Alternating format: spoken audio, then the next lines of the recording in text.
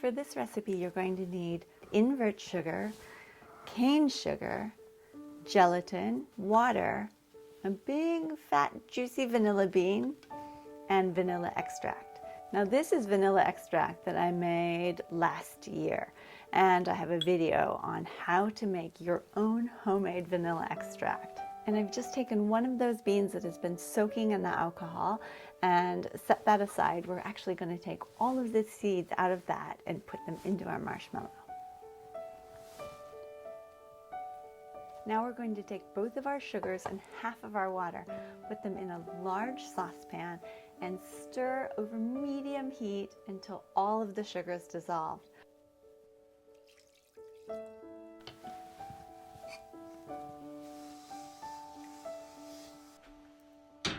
Once the sugar has dissolved and you can't feel any grit or granules in that when you're stirring it, turn the heat to medium-high and cook it until you reach 240 degrees. At that point, we're going to pour our hot sugar syrup into the bowl of our standing mixer. While the sugar syrup is coming up to temperature, we're going to go ahead and dissolve our gelatin. So we'll take the other half of our water and just pour it into the bowl with our gelatin.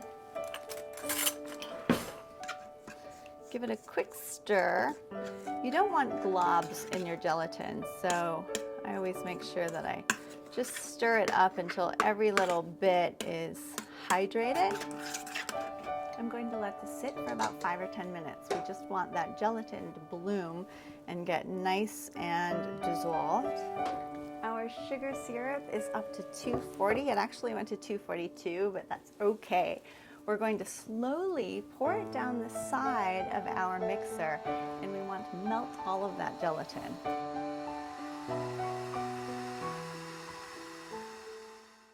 I like to stop the mixer and just wipe down the sides one time. You don't need to do this again. I just want to make sure mainly that there are no clumps of gelatin that are going to remain in the bottom of the mixer. Add your vanilla.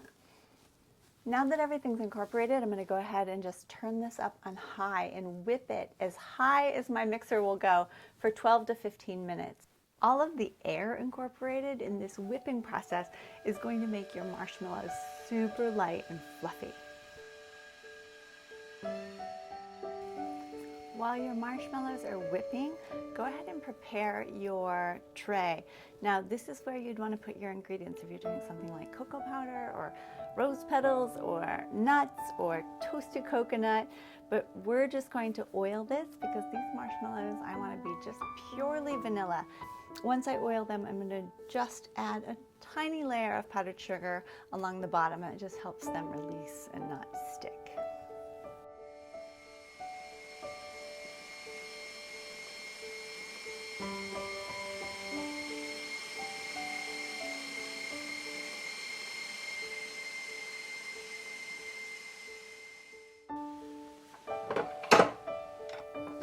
These are so beautiful and so light and fluffy. So this is kind of the fun and the messy part, is getting the marshmallow out of your beater. But if you have little people that like to lick beaters, this is kind of the treat of all treats. I went out to the garage earlier today because I had made another batch. And Glenn's like, "You've got toilet paper on your lips." No, I have probably marshmallow lips. Hot.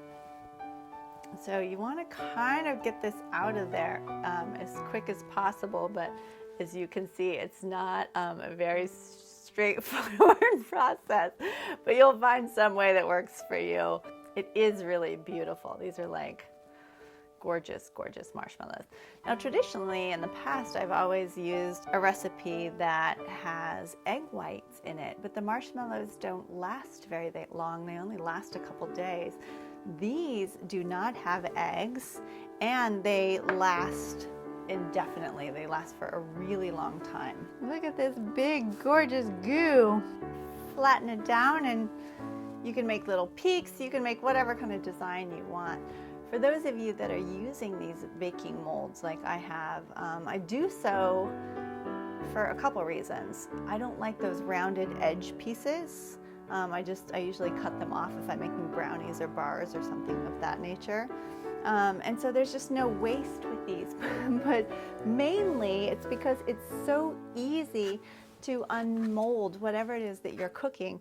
I just take a slightly oiled knife and run it around the edge, lift the mold off, and then I can make perfect cuts without any waste. And these baking molds, I have both square and round, are available at shopfreshpea.com in my Amazon store. And for those of you that are looking for stocking stuffers and holiday gift ideas for the baker, the cook, the candy maker in your life, it's an affiliate link program. You guys don't get charged anything, but it does give me a little more commission and it makes these videos possible. So thank you for your support. And for the rest of you, if you haven't already done so, I'd like to invite you to subscribe to the channel. I'll be making more Christmas candy, cookie, baking videos for the rest of the month.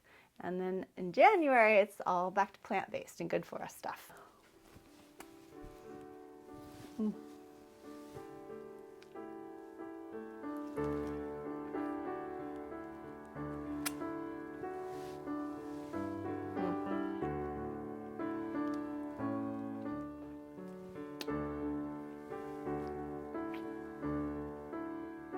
Yum.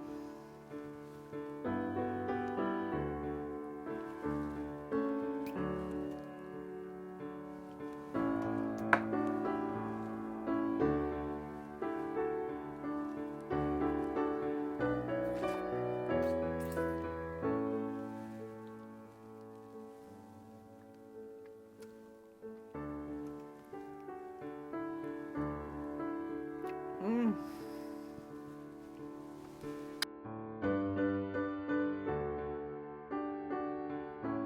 Thanks for being here. Thank you for watching, and I'll see you in the next video.